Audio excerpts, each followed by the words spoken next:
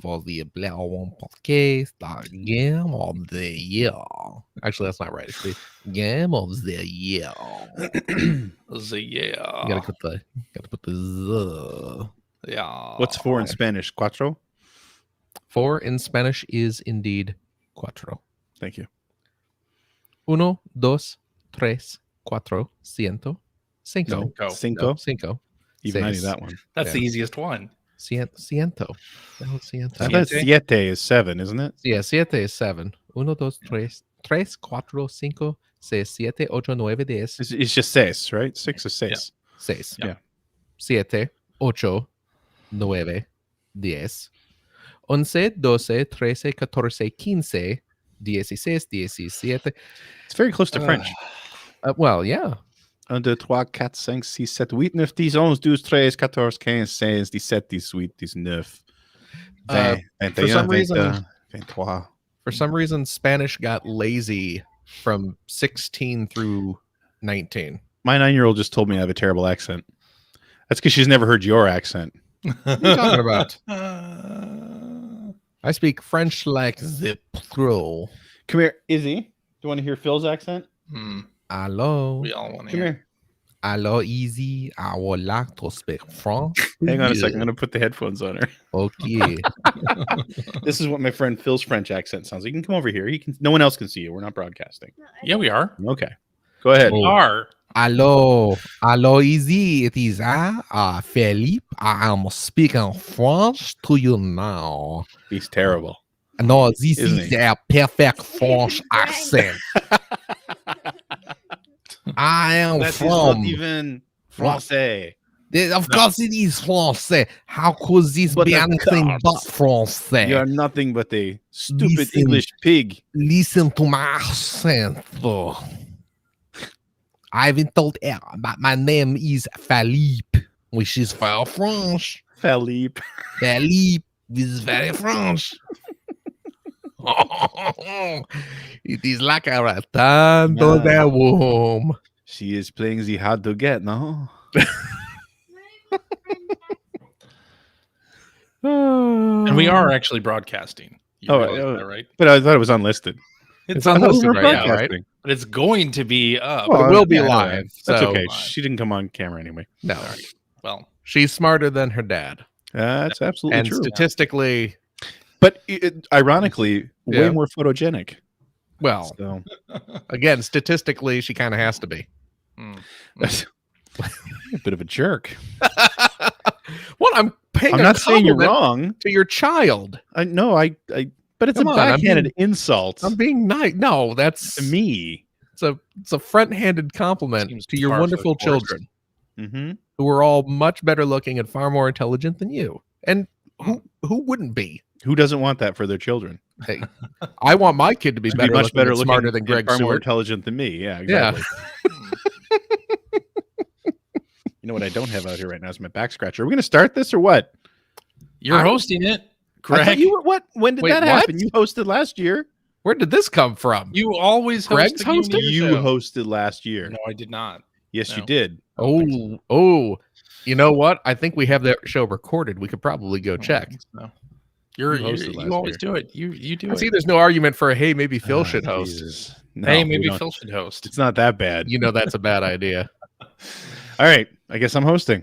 Do it. Ladies and gentlemen, welcome to the 2021 Player One Podcast Game of the Century. No, I don't know. that was pretty good. Otherwise, hello and welcome to episode 790 of the You have Player to, One podcast. let more space there. You can't just go, No, that was the whole point. no, that's not See, the whole tells point. me to host and Start then over immediately again. tells me I'm doing it Yeah, wrong. see? Yeah, Start over again. yeah. Listen That's to this. good old CJ. This is a Need some clean audio micromanaging. here. Clean a nice pause. Back and seat start. hosting. Mm-hmm. But I'm telling you, Greg, Can't- that whole it's the 2021. This is what I'm saying. You got to get me on Generation 16 to do some voiceover sometime. I'm telling you, when you have one of the game dev. CJ's just his blood pressure's going up over there. This is why I wanted No, to it's start not early. actually because I'm not hosting. I'm just sitting back, relaxing, maxing, relaxing. Mm-hmm. It's all good. not paying his taxons. That's right. Hello and welcome to episode 790 of the Player One podcast for Monday, December 20. Is it Monday? Is it Tuesday? We always do we do these? Yeah, Tuesday. Jesus Christ. Tuesday, you- December 28th. But you said you were going to post this on Monday, right? I always post them on Monday, but Oh, Why do we post them on Monday and then say they're for Tuesday? yeah. I feel like It's we're Tuesday in uncovering a some lot of parts of the issues world. here. What's going on? I should start today? listening to this show. This is what happens. You know, we trusted CJ for all this time. This is Next thing he's going to tell us the name of this podcast isn't even Player One. it's not. it's Gaming Steve. All Gaming this Steve. time, CJ's got the zipper on top You of can his check head. the off dates on the Yep. the script is on the outline. I'm not looking at the script. Right there for you. You know all that I'm looking stuff at the I script. say I at have the my end own of the script. show about CJ stealing our Patreon funds for some nefarious means? Oh, It turns you. out that's all true. Don't do that. That's the big secret we've discovered. No. Hello and welcome to episode 790 of the Player One podcast for Tuesday, December 28th, 2021. I am your host this week, apparently, That's right. Greg Seward, for our big Game of the Year 2021 extravaganza. We're going to talk Mhm. about our top 5 games of the year, along with a couple other of different categories that, you know, if you've been listening for the last 14 years, you probably know all about how we're going to do this. Joining me, as always, from the great state of somewhere out west, Mr. Chris Johnston. Well, you don't know what state I live in? What are you in Seattle? Well, that's not a That's not a state. state. That's a city. Washington. You're in a Ah, city. there we go. There we go. You're in Yeah. Washington. There you go. Yeah. This is what happens when you get me to host at the last second. How you doing, CJ? I'm doing just dandy. Yeah, it's snowing here. Actually, it stopped very recently, but it was snowing all day. We had a big snowstorm today. Yeah. We don't get many of those out Can I here ask- in the Don't. Seattle area. Can I now, CJ? I know you're in like a condo Yeah. for now. Yeah, for now, but I will be moving in January, In January. Very nice. which is not far away. But, Phil, I know you recently moved, and I don't know what your situation is. Do you have to shovel when it snows? Or you get- Yes. Well, You don't I- have to. I don't because Finn does I that, have a right? wife. Oh, Wow. No, yeah, you know what though? She actually did go outside and shovel today. She went and Oh, wow. shoveled the driveway. Where were you? I said don't do that. And You're just like, oh no, wait, don't. no, you know what she did. Trust me, she's the victor in this situation, other than actually having to shovel. She threw all the snow inside on you. She gave me the whole like, you don't want to mess up your back, old man. Aw. I was oh like, wow. oh, Wow. thank you, but She's also, like, Phil, I mean, if you jeez. hadn't let yourself get so fat and out of shape. What are you gonna do? Oh, there you go. No, but no, she You should also get Finn to do it. You gotta train these kids early to shovel snow. your kid shoveling snow. No. Yeah, see, exactly. Yeah, I mean, that's your kids are a little bit young to take on the responsibility of shoveling all the Well, snow. that's- They can yeah. help. Yeah. Yes. Now, Yeah. you know, I've got a couple of teenagers. But there you They go. shovel the snow. Perfect. Yeah. We You're did. the foreman of the operation. Yeah. Luckily, we remembered to buy a snow shovel though, because that's Oh, not that is something good. we've had to own ever. For quite a long time. Yeah. Well, I mean, Yeah. you're from Chicago. You must have owned a snow shovel at some point. I mean, my Parents probably did. parents. Oh, I owned guess, one. yeah, because you didn't live in any. You didn't when you moved Yeah, out. You didn't live in any places where you had to shovel your own snow. Exactly. Once I moved out of my parents' place, I've been bouncing from apartment to apartment. So, Right. Yeah. but yeah, we about 5 inches over here in my neck Yep. of the woods. That's not insignificant. No. Finn and his buddies all ran out and went sledding and did all Mhm. that stuff that kids do in the snowfall. So it was very. I feel very like exciting. Washington is in an interesting position where they don't really have as much removal. No, And that's the big separation, problem. no, right? absolutely, yeah. Or 'cause they don't really have the infrastructure to deal with it, even in terms of like salting the road. No. or anything like that. no, because it doesn't really snow here that much. No, it does like once or twice a year, and that's it. Exactly. And I think they just kind of assume that, well, this is kind of a freak occurrence, but it can't happen again. And then that repeats And every then year. it does. Yeah. But this one, it seems like the snow is going to be around for like a week because the temperatures Yeah. aren't getting up to Yeah, no, the past temperature. 30 in like the next week. So Yeah. good luck with that. Yeah, the past few years, we would have like one day where it snows a crap ton, but then melts right away. but then it sticks around for maybe 2 days because the temperatures shoot right back up into the 40s or something. But Right. But not Yeah, not this time. it's staying cold for the next week or so. So Yeah. but it's very exciting. It's lovely. You know, I don't have It work for is. the next week, so you know, and I mean, I work from home now. But you're working anyway, from home so- anyway. Yeah. So let it snow, let it snow, let it You just stay in, play snow. video games. Think of all the Exactly. exercise your wife's going to get. It's terrible. Mm, I'll go shovel. it's true. I'll go shovel. Jeez Louise. All right. So, yeah, like I was Yeah. saying before, this is our 2021 top games of the You year. didn't introduce Phil, did you? I did introduce. Well, I said hello to Phil. Hi, Phil. It's me. It's Phil. I'm also Phil's in here. Washington. Special Yes. guest host, Okay. Phil Theobald. Oh, Phil is also hosting? As a Is that what guest you're talking host. about? Oh, okay. Yeah, I'm a special guest. I'm back. Special guest. I'm back to special guest Yeah, we status. busted him back down. You put me in charge, I make changes. That's all. Now, I'm you saying. know what? You know what? That's almost better. It's like, you know, that's like Leonard Nimoy getting a special credit at the beginning of every Star Trek episode. You know, also really? featuring. I think he did. Huh. I think it was like also featuring or also starring Leonard Nimoy. Hmm. I think. I know for sure. Jonathan Harris got the like special credit at the beginning of Lost in Space. Yeah. Even though he was in every episode, they always treated it like. In this Oh, episode, yeah. I mean, that's not Dr. Smith uncommon. is here. Yeah. Imagine that. Anyway, Phil's here too. I This am. is our yearly games of the year, favorite games of the year, top 5 games of the year Mhm. episode, where we talk about our top 5 games of 2021, as well as a few different Oh. categories, a few alternate categories. So how are we going to do this? Normally, Phil gives us what number we're on in English, and then of course for our Spanish speaking listeners, somebody also calls out the name of that category in Spanish, which is normally me, but It is are we yours. It'll still, be am you I again. still doing that now? Yeah. It's going to be me. All right, cool. Can you handle it? Because, you know, I know Spanish. Yeah, Good. I'm good. I actually did research this year. Cinco. The first one's going to be Cinco. Yeah, I know. Thank you. Let's jump right into it then, Okay. and do start our top 5, starting with Phil. Number 5. Numero 5. There we go. Here we go. Oh, And CJ, we're going to start with you. What is your my number gosh. 5 game of 2021? put me on the spot like that. Why don't you? Mhm. Did My you number- make your list yet? No, I didn't. You should hurry up and do that. We've started. I don't know if you know or not. Damn. Yeah. Well, this is the real one.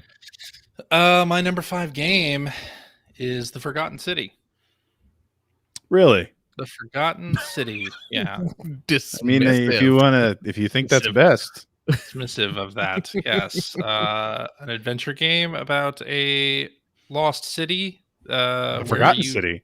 Travel back in time and more like the forgotten game. oh wow.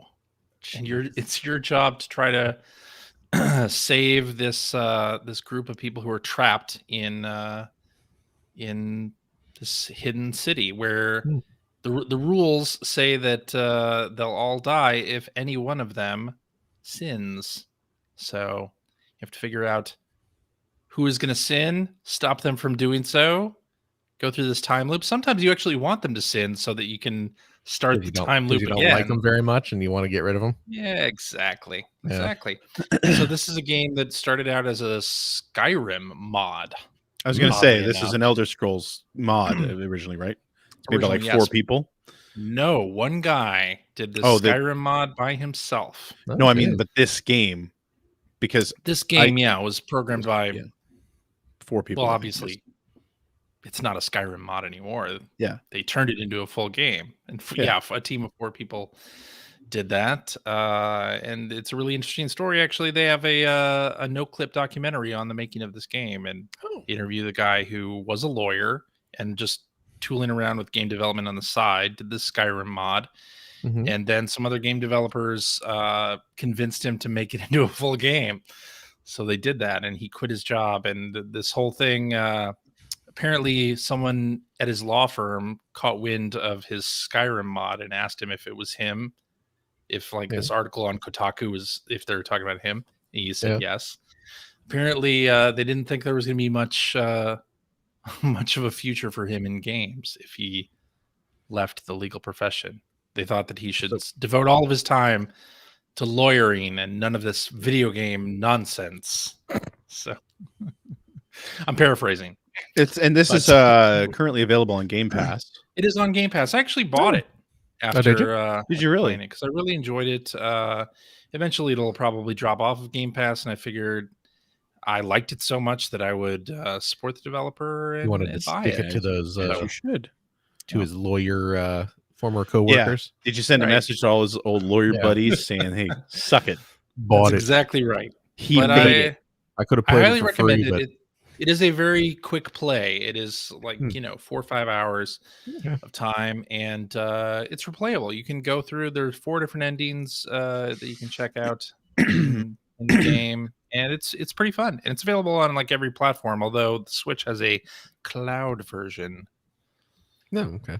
So I actually started playing it last night. Oh, did you really? Yeah. cool. Do you like it as much as CJ does? No, but I've only just started playing it. So, Okay. you know, and I won't say what's happened so far because part of the point of that game is to, be surprised by Figure out everything. what's happening. And All I'm going to tell you is I have no idea what's happening. That's how much I've played it. I have no idea what's going on.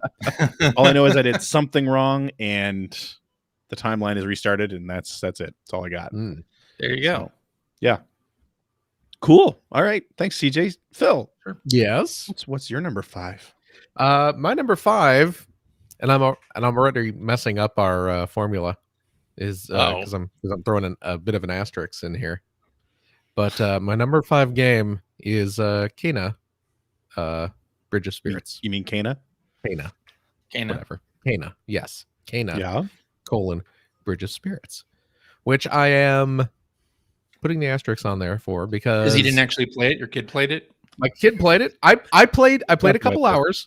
I played a couple hours of it, and we've talked about this on the show. It's Finn's game of the year, so it had to be yeah. my number 5. Yeah, and I watched him play the entire game. So and then, So but it was as if you played it yourself. Phil is doing what I see so many hockey parents doing, which is living vicariously through his son. It's the transitive property of gaming. I've played it. But you know what I did over these past couple days? That was a math joke, by the way. If you guys understood math, you'd be like, yeah, I get it. Over the past couple days, I have gone back and started it up again. I'm going to continue my game. I want to actually play through it myself. But it did it reminded me that game is wonderful. It's a beautiful really game. Is. Yeah. I love the character designs. They look straight out of like a Disney movie. And and that's the studio that did it, not a video game studio, an animation studio. Oh yeah, that's right, isn't it? Yeah. Yeah. Which really shows. Yeah, which definitely explains that. But the gameplay is really good. It's a fun game. I like the mechanic of collecting all the little rots, getting them to do their attacks and everything, throwing them to distract the enemies.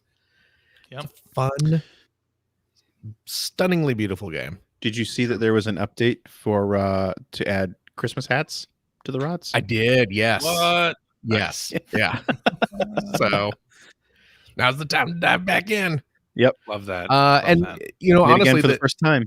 What's that? Play it again for the first time. Yeah, exactly. Or play it for the first time. For the first time. After you watch your kid play it. Yeah. But an additional, I guess, asterisk is I suspect this game might actually be higher. I'm only placing it at number 5 because I've only played a bit of it and sort of lived vicariously through the rest of it. But I have a feeling that it might end up moving up on my list once I actually finish it. So, See. but there, As it that's probably my number. should. That's my number Hmm. 5. All right. My number 5. I'm not going to put an asterisk beside this, but I'm going to say that honestly, it's number 5 not because it's truly exceptional in any way. I just had a real problem coming up with 5 games for my list this year. You were struggling this time. Yeah, I really Yeah. was. But I went back and sort of reviewed everything that I played this year and that I finished this year as well. Mm. And I've put Picross S Genesis and Master System Edition Oh, in Nice. number 5. And again, not because, it's a truly amazing game or, and that's also not me saying that it's a bad game. It's a good game. It's Picross, and it's Yeah. Picross tailor-made for me, which is fantastic. Yep. Every puzzle is Sega based and specifically Genesis and or Master System based. But it doesn't offer anything that Picross S hasn't offered for years now. I don't know how many Picross S editions there are out there, but there's a lot. There's a new one coming out in like 2 weeks. There you go. Oh, really? See? Oh, Yeah, So- Picross S7, I believe, which is already out in Japan, and I think it comes out on the 10th or something over There you here. go. wow. Okay. So Yes. but yeah, big fan of Right. Picross. I've been for quite a while, and the S series is fantastic. And as we've talked about many times on this show, nobody gets it right like Jupiter gets it right. So they just do it right. So yeah, I super enjoy this, and I did love that, which we talked about before as well, like Sega, but most of these companies that re-release product based on their old properties tend to go back to the well for similar things all the time. And one of the nice surprises in this game I found was that so many of the puzzles were actually pretty deep cuts. Yeah. They were like item boxes from some game you've never heard of before, if you're not like a hardcore Genesis fan or Master System fan. So Yeah. Hmm. that was nice. It was a nice surprise there. But yeah, number 5 for me, Picross S, Genesis and Master Nice. System Edition. I'm gonna It's a great game. jump in and say this. I know every year when we compile these lists, I always end up like when I'm writing down all the candidates of what's going to be on my list, there's always like whatever Jupiter Picross game. Yeah. Because I mean, but people realistically already speaking- know that's really your game of the year. I mean, You because come yeah, up with realistically a speaking, list of 5 without that. every year one of the games that I end up spending the most time with is whatever Yep. Picross S game came out, and Yep. I am always delightfully happy the entire time I'm playing it. Mhm. And the only reason I don't is because I always feel kind of bad because it's like, yeah, but Picross S7, which comes out in 2 weeks, is gonna be pretty. You'll be much playing the that all exact year. same Yeah. But it's the exact same experience Yeah. as Picross S1 that came out years ago, and it's Yeah. like, but you're right though. The Sega, I don't know what it is. Was it when you play through the main Picross game? It's Hang On music, right? I think so. Yeah. And man, I don't know what it is. I mean, it's great music, but it really helps kind of put you in that kind of relaxed, like Sega nostalgia mood. Yeah, Mhm. actually, the music went a long way in this game to doing that. Yeah. And it's just kind of one of those things where, Yeah. again, not that the music's ever been bad in those games, Oh no, but it just sort of added that extra layer of nostalgia to the Yeah. whole thing. Or just like, yeah, I'm in Sega land right now. So yeah. I mean, because usually the Picross S music is just kind of chill, Yeah. relaxing music that because you're going to be sitting there for potentially hours, just kind of just Mhm. zoning out to some relaxing music. But yeah, getting the classic Sega music and not like overplayed Sega music. It's not it's not the Sonic 1 soundtrack or Streets of Rage soundtrack, which great soundtracks, but they get you've played heard them a lot. million times. Yeah, exactly. Yeah. So No, that's exactly it. Yeah, that was a nice surprise. I was gonna love this either way. Honestly, if this thing had been nothing but Sonic and Altered Beast sprites, I probably still would have loved it. But Yes. the fact that it wasn't what you were expecting was Right. was a nice touch. it added something. Mhm. So, all right, we got our number 5s out of the way. Let's go to one of the alternate categories. Oh, okay. Which let's start with biggest disappointment. What was that your sounds biggest good. disappointment in 2021? I don't think we need to announce that or anything, Phil. CJ, was Phil your biggest disappointment in 2021? Oh yeah, definitely. Biggest gaming disappointment. I mean, how do you think Just I feel? all around, Mhm. overall. Yeah. No, mine was Mario Golf Super Rush. Biggest disappointment because I do love me some Mario Golf, and the 3DS version, we had tournaments on the Player One podcast forum. I think at that time it was the forum.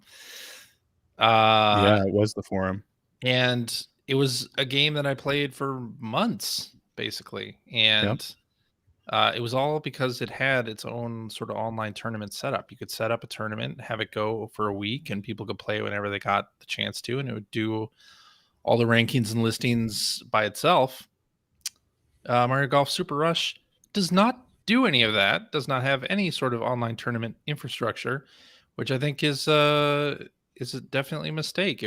Not that I played it any less, however, because Hackerilius Wanster on the Player One podcast Discord set up tournaments that basically we played all the way through Thanksgiving and a little bit after. So we still did some of that, but I still wish that Nintendo would have included that feature in this game. I think it would have just extended the life of it that much more. And the single player mode, honestly, was a big disappointment as well.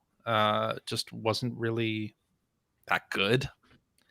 So it got a lot of seemed like it relied, to me, from what I watched, and I didn't play this because I watched too many people play it and didn't really like what I saw.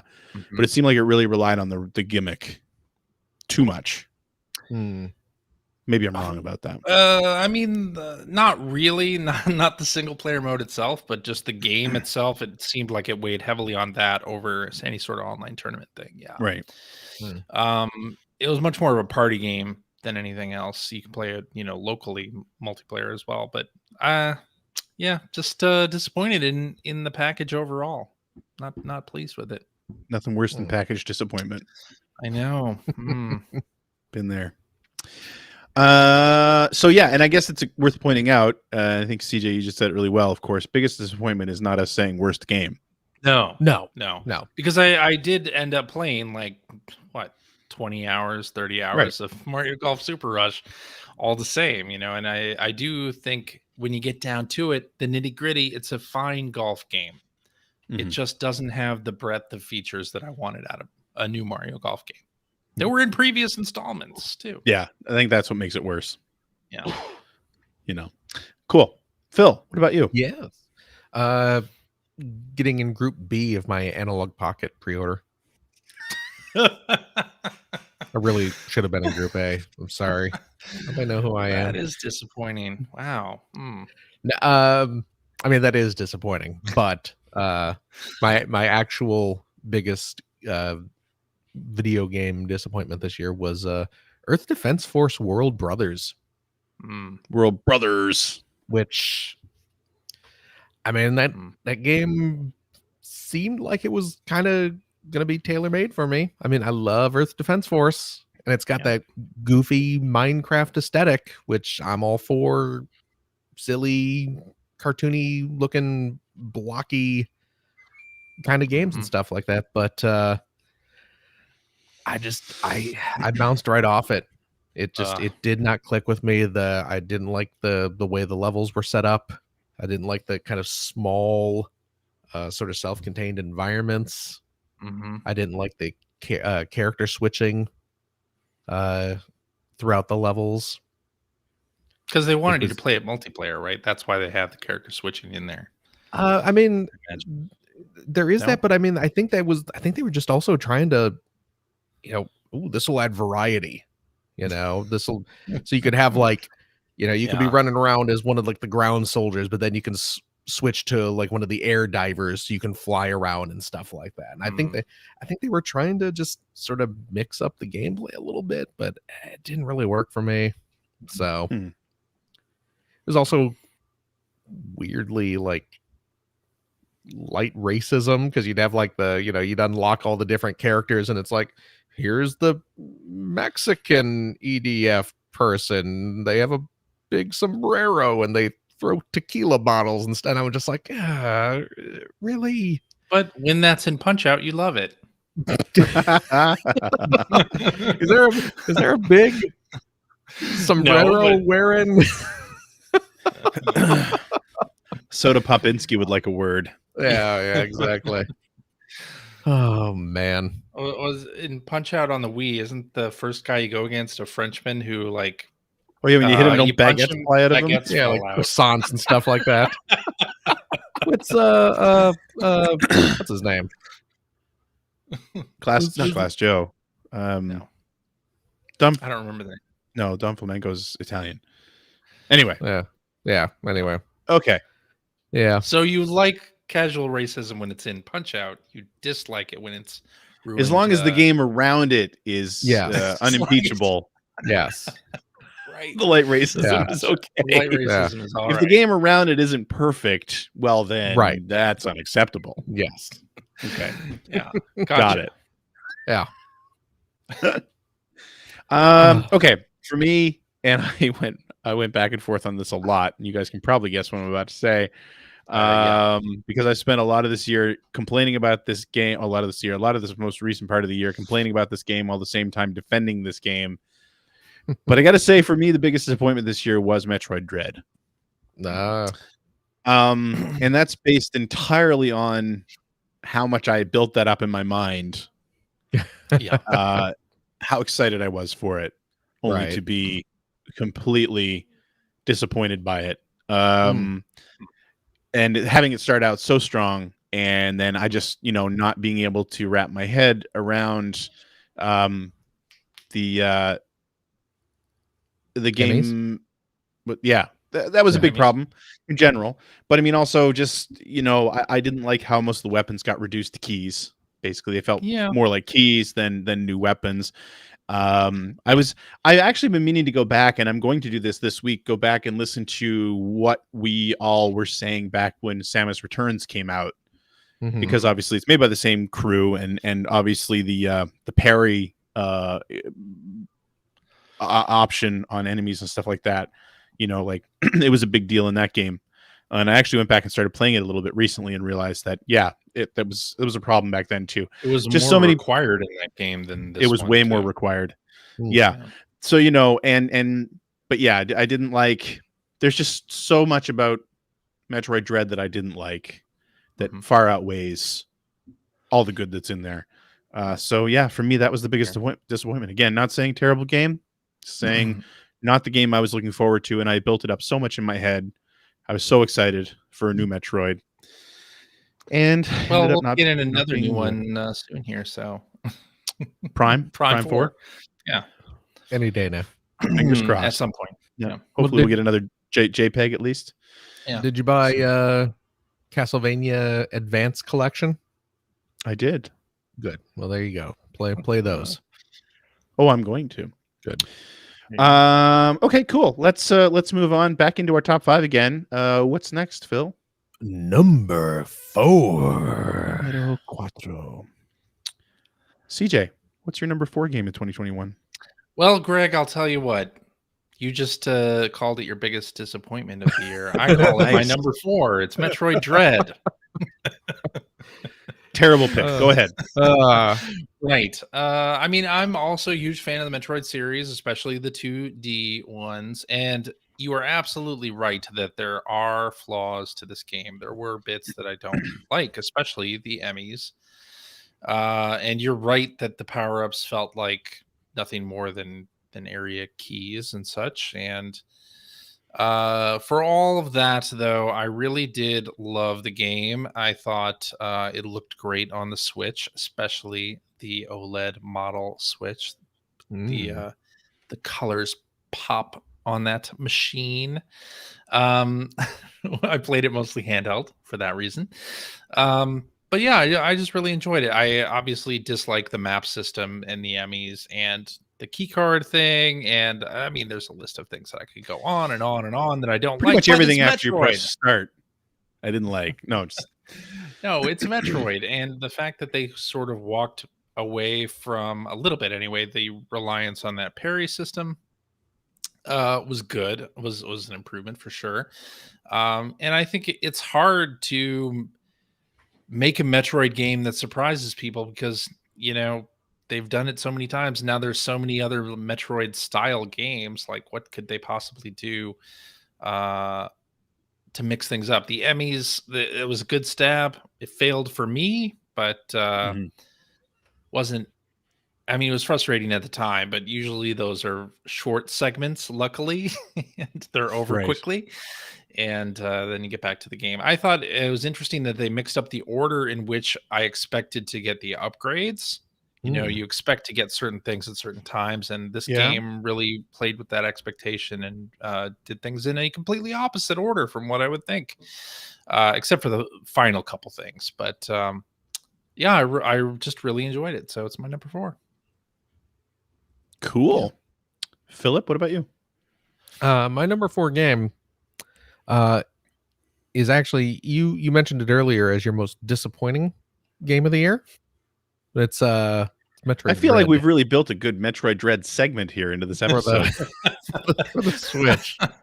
Yeah, that's my number 4 for the end. And yeah, we've talked about it a lot when the game first came out. And I think out of the 3 of us, I had the least problems with it. Although, I certainly had my issues with it, but I stuck through and played through it and ended up the good definitely outweighed the irritations that I had with the game.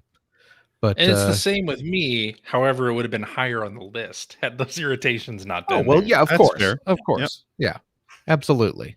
I didn't like it as much as I thought I would, but I still ended up liking it quite a bit, despite the issues that I had with it. So, Metroid Dread.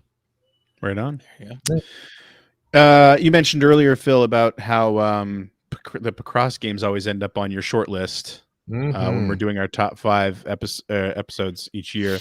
And that's kind of where I'm sitting right now with this next one. So my number 4 is F1 2021, which this series has been on my top 5, I think, consistently for the past 5 or 6 years in a row. I was a little bit worried about this year's edition because it was the first version of the game that was being created under the EA Sports banner, because Electronic Arts ended up buying Codemasters. And it did not make a great first impression. When the game came out, it was extremely buggy, to the point, especially when it came to audio, it just was close to unplayable at times. But they did fix that pretty quickly. I'd say within the first couple of weeks, if memory serves. But otherwise, I mean, I really, again, it feels weird to keep bringing it up every year because the game isn't changing all that much anymore. But kind of, we got a couple of new tracks this year, because just there were new tracks to show because of things like the series moving to Saudi Arabia and stuff like that this season, but also based on different tracks entering or re-entering the series last year due to COVID and the restrictions and how they sort of had to change around their schedule at the last minute. So you had sort of classic tracks like Imola and Portugal and things like that coming back. And so those all make an appearance for the most part in this game as well, which is really nice. Playing the F1 games yearly, you tend to see the same tracks over and over again because they tend to go back to the same tracks over and over again. So it's always nice when there are new tracks that show up, and they changed a few more things around. It feels a little bit more realistic than it did. I still love the career mode where you create and build your own team. They really fixed the upgrade tree this year, which is fantastic. And they actually had a single player like campaign mode where it was like a story that was a little bit over the top, but it kind of had to be. And honestly, the way the F1 season turned out this year, it wasn't nearly as over the top as real life. There's actually, I think the writer for this mode tweeted after the final race of the season, which was very controversial. It's like, if we had written that storyline for the game, people would have told us we were crazy. Like we were too unrealistic. We would have gotten terrible scores. So, which I thought was kind of funny. But anyway, overall, yeah, really enjoy it. And, been playing online career mode with one of the folks that I race Gran Turismo in our Gran Turismo Sport League. Can't complain. It had a rocky start. It had the rockiest start it's had as a franchise, I think, ever since it went back to Codemasters. But it got fixed quickly. So fingers crossed that it stays that way. The microtransactions and season pass or whatever they're calling it in that game are still getting a little bit they're encroaching a little bit too much on the main game, but it hasn't gotten to the point yet where it's unbearable. It's close. And I do worry that that's really what EA is going to introduce to this series, because I feel like the game was largely done by the time EA took over this year. But either way, F1 2021, that's my number 4. There you go. Okay. Let's move on to another one of our alternate categories. And this year, I would say most pleasant surprise, but it's just biggest gaming surprise of 2021 for all of us. And CJ, let's start with you. Well, Greg, my biggest gaming surprise is that Guardians of the Galaxy is actually good. After That's a good point. The reveal and trailers leading up to it were they seemed so blah. Yet the game, when it came out and I started hearing good things about it, I looked into it again and played a demo of it and was like, this is actually really good. So that was my biggest surprise. Yeah, the marketing and reveal told me the game was going to be boring, but in actual fact, the game was very, very good. So there you go. Yeah, good one, Phil. Well, I'm looking at my list here. So I prepped for this show. I wrote up a little Word document of Sure. what games I want to talk about. Yeah. And right there, I have biggest surprise bolded and underlined. And there is a single bullet point underneath, because I'm, organized like that. Mm-hmm. And it just says, Guardians of the Galaxy is good. Wow. Yeah. So when CJ said that, I was a little surprised. But yeah, it's exact same thing. That was a big old surprise, especially coming off of Avengers, which was not, and everyone knows it's not. And I think that really contributed a lot to people sort of just ready to ignore it. Yeah. There was no hype. Everyone saw that first trailer, which was kind of a trailer, and everyone's just like, the Avengers game is terrible. This is not immediately blowing me away. And they showed like one battle at E3, and it was like, this doesn't look good. Yeah. And you have that Peter Quill character model, which takes a little bit to get used to, but you do. Correct. I think all the character models do take especially if you're used to the movie. Yeah, but I mean, out of all those designs, Peter was absolutely by far he's just a full-on douchebag, like just to look at immediately. Exactly. Yeah, exactly. But we were all everyone, and when I say we all, I mean the general populace. We as everyone was ready to just kind of go, this game sucks. Of course it does. We're not going to waste our time with it. But then, whoa, turns out it's actually pretty good. Yeah. Join us later in the show to find out how good. Well, what about you, Greg? Both very good, guys. I would agree. You make very good points, and I think this is probably the first time that this has ever happened on the show. But I have written right here, Guardians of the Galaxy ended up really good. Biggest surprise. For all There the you go. reasons. I think that we you guys said. should. I don't know if we've ever come right out I and don't think said this during any of these years of the show, but we never discuss any of our choices with No. each other. When we record is when we find out our rankings for every Right. category we discuss. So That's right. this is Yeah. about as big of a coincidence, I think, as we've ever had on these. But I Game of the honestly Years. tried to think of something else because I Yeah. thought maybe you guys would mention this, and I couldn't think of anything. It's Yeah. like, this is it. This is the Yeah. one. No, it's for all the same reasons you just said. I mean, I had written this game off in my head. I had written it off in my head anyway, based on the reveal, but then also having played Avengers. Yeah. You know, it was just like, and also the other thing is too, and I know that it never ever seemed like this was going to be a multiplayer squad based shooter, because they were very clear on the fact that it wasn't. But in a lot of games revealed over the last year or two have been squad based shooters, Right. and I'm kind of really sick of them at this point, even sick of hearing about them at this point. So it didn't have that going for it either. And again, you know, big MCU fan, and big fan of the Guardians in general.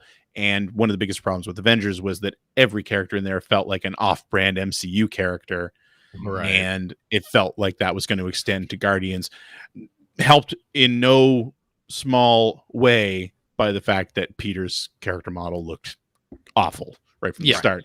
So, you know, I've grown to appreciate it now that I've played it, but at the time, yeah, for sure. So yeah, that was the same with me. Biggest surprise of the year was that this game was supposed to be a train wreck and ended up being, well, let's put it this way. It's definitely coming later in the episode, and we only have our top 3 left to go. So Yeah, exactly. Where could it be? Top 3 game of the year. Where We'll could find it out. be? Hey, Yeah. Greg, real quick. Speaking of MCU, did you watch the Hawk guy? I did watch Hawkeye, and I loved it. Right? Yep. It ended up being quite good. Oh, I was so excited, especially for the reveal in the penultimate episode, and then Yeah. Don't spoil my it. God, I'm never so going to happy. watch it. I'm not. Yeah, you're never gonna watch it, but I might It's watch very it. short. I don't know. It's only like 5 or 6 episodes long, isn't it? yeah, it's 6 episodes, I think. Yeah. Yeah.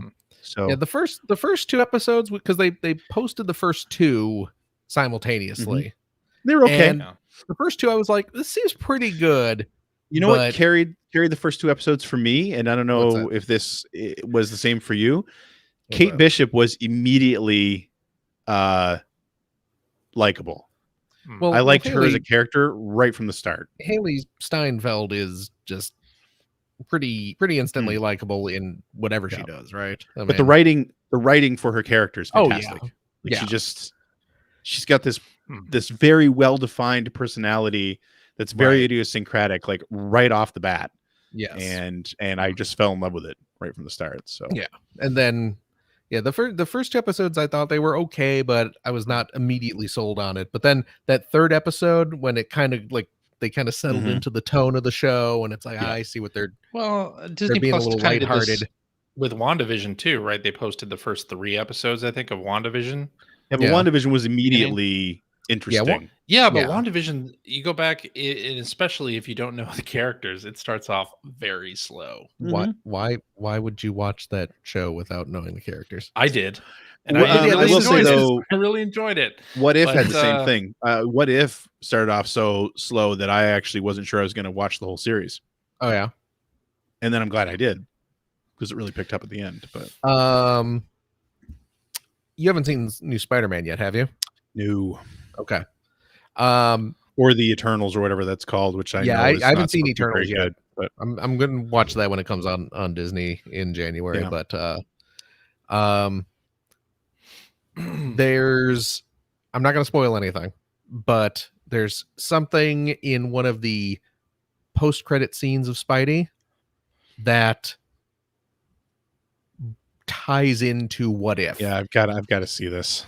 I've got to see it so badly. Which I did not I fully expected What If to kind of be its own little separate kind of pocket And that's what it felt like. series, yeah. But it seems like something is tying in kind of a pretty major way. So I got to see that movie. It might be you should absolutely see Spider-Man because it's fantastic. But yeah, what if turned out to be pretty fun. But yeah, Hawkeye, really fun show. Right? I like Turned it. Hawkeye into an interesting character too. Yeah, That's I the know, best right? thing. Yeah. Hey, let's move back into our top 5. What's the next one there, Phil? Number 3. Little Trace. Your number 3. CJ, what's your number 3 for My 2021? number 3 for 2021 is Bowser's Fury. This Of made my course, short list.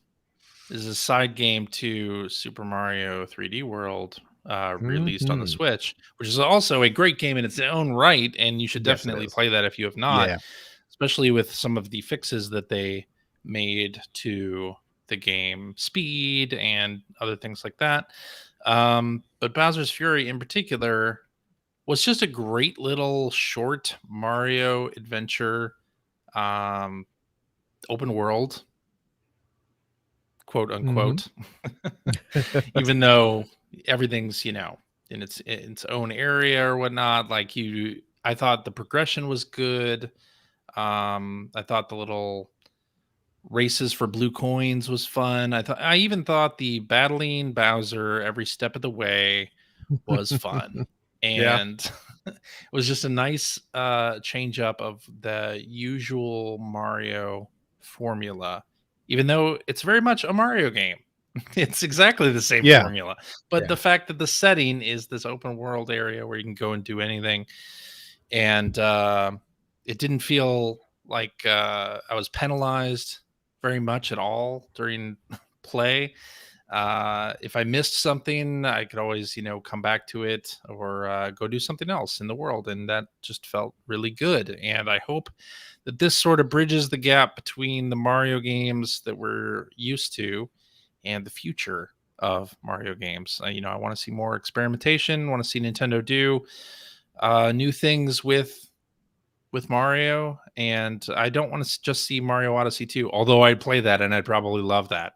I want to see the genre keep moving forward, and this Bowser's Fury game I think is a good step in the right direction. And it's very hard to do that with character action games. Very hard to make something feel fresh. And just look at Sonic the Hedgehog. Not easy. Yeah. Really hard, really easy to get it wrong. Easy to get it wrong. Yeah. Really. I don't know. I'm still the verdict's still out for me as far as wanting a full-sized game like this, but I did think that Bowser's Fury was a really interesting way to basically take the classic sort of 3D Mario tropes and connect them all in an open world. It was cool that each island was more or less a Mario 64 style level. Yeah. And it worked. Definitely. And Bowser didn't get too irritating with the whole fighting him constantly either. I mean, at least it, those games have always had timers. Yep. Mario games, for the most part, have usually had timers. So it was just a different version of a timer. So, yeah. It's true. It was interesting. Yeah. What about you, Phil? Number 3. My number 3 game of the year is Super Mario 3D World boring. Bowser's Fury. Oh, shit. Specifically, the Bowser's Fury segment of that, since that's the new part. It's just 3 segments in a row. You guys have had the exact same answer. I'd like to. I wonder if that's going to stop for the rest. I'm worried that CJ and I end up with pretty much the exact same thing, minus our number 5 game. Right. I swear CJ and I did not discuss this beforehand. We did not. But yeah, Bowser's Fury is great fun. I really loved it. Obviously, it's not a long experience, which is fine by me. But yeah, it's a really just exciting little game for all the reasons that were previously discussed.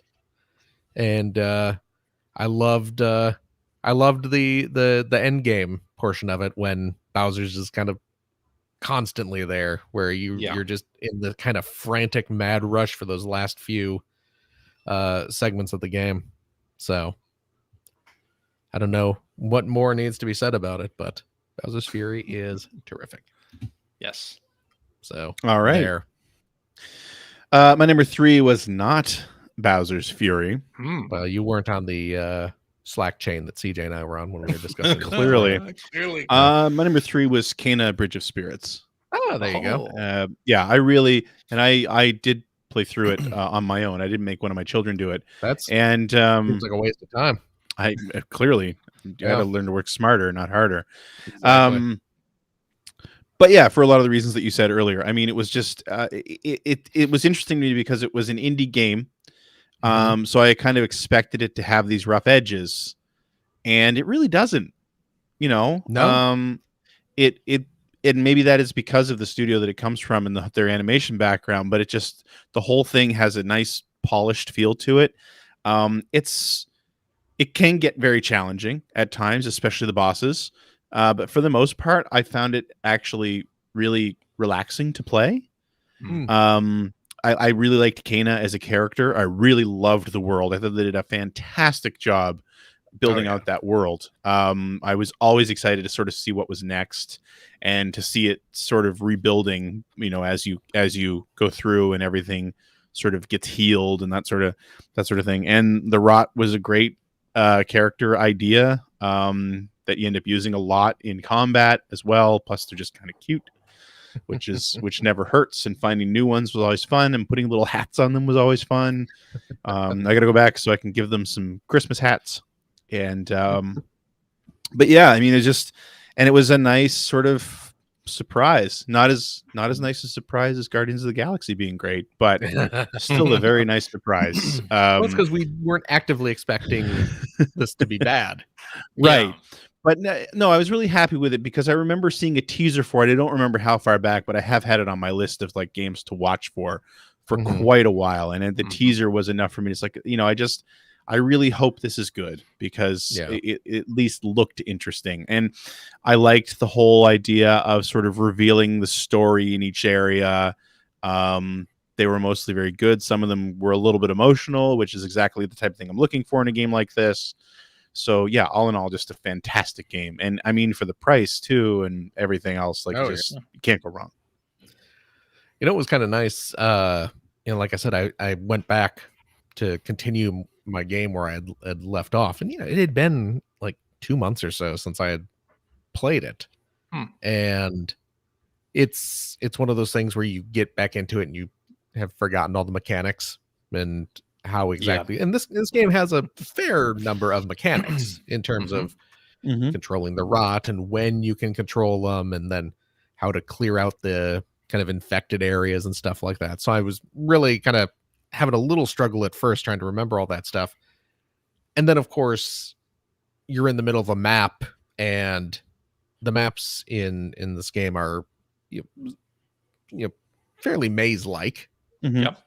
And you know, you forget what areas you've explored and things like that. And I found myself starting, and I was just like, I have no idea where I'm supposed to be going. I remember the last thing I did, but I do not know where I have to go from here. Thankfully, I have a almost 10-year-old with a good memory for this kind of thing. So I was just like, Finn, come here.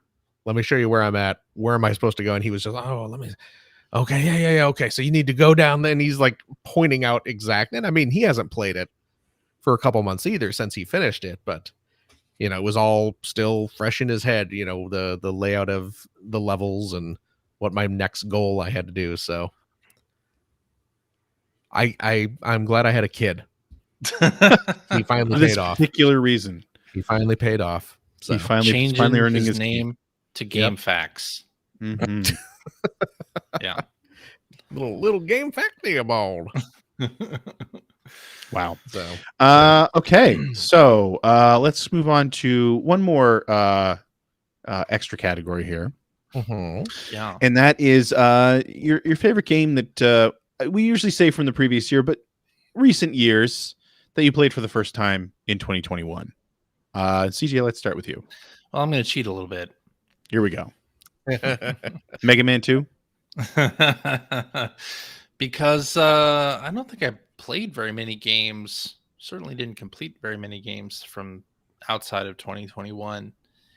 So I'm going to say Ghost of Tsushima, because I started that game in 2020 on the PS4, and then I restarted it when Ghost of Tsushima Director's Cut came out on the PS5 and played through it and finished it.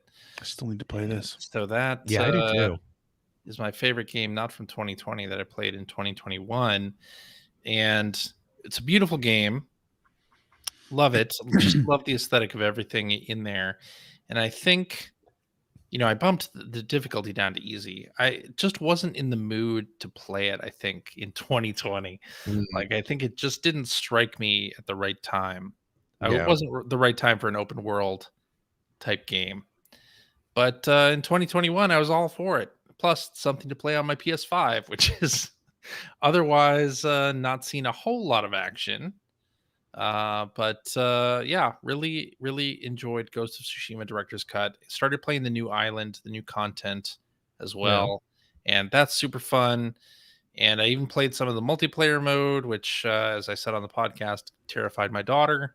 Oh, Oh, right. I forgot about that. Yeah, I did too. Even just the tutorial bit terrified her. But anyway, it's a lot of fun. Multiplayer as well. Just a really great game from Sucker Punch, which is one of my favorite developers. So happy that I actually played through it this year. Cool. What about you, Phil? I don't know Ghost if of this is- Tsushima? No, it's not. Oh, wow. Because I haven't played Ghost of Tsushima. Branching paths No. in this episode. Maybe Yeah. maybe it'll be next year's. Maybe if I get around to playing it in 2022, that will be my. I'll be Oh, talking there you about go. it again next year. I don't know if this is technically cheating. I mean, I guess it kind of Probably. is. But you know what? Who cares? Scott Pilgrim versus the World, the game, Yeah, that came out recently. Why not? complete edition. That came out in Which, 2021. No. Huh? But not originally. So Not I think it's originally. probably, if we average it out, Okay. it fits the It was category. it was a re-release of a game that came out 10 years ago at this point. Yeah. I don't want to think about how old that game is. 10 I years, know yep. it's really depressing, but yeah, this was a game that came out 10 years ago, and I absolutely adored it back then.